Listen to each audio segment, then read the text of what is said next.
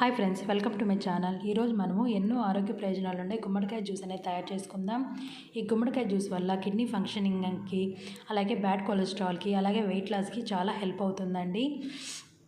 ఇలా గుమ్మడికాయని తీసుకొని మీకు కావాల్సినంత పార్ట్ వరకు ఒక ముక్కను తీసుకొని అందులో పై చెక్కుని ఇలా చాకుతో తీసేసేయండి.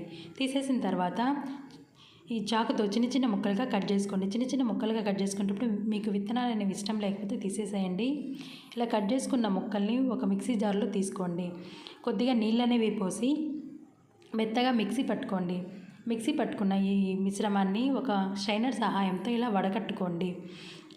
వడకట్టుకున్న తర్వాత ఈ జ్యూస్లో మీకు ఇష్టమైతే నిమ్మకాయ రసం అన్న తీసుకోండి, లేకపోతే తేనె తీసుకోండి.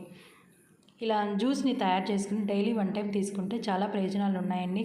స్కిన్ ఎలర్జీ వాళ్ళు కొద్దిగా డాక్టర్ని కన్సల్ట్ అయ్యి తీసుకుంటే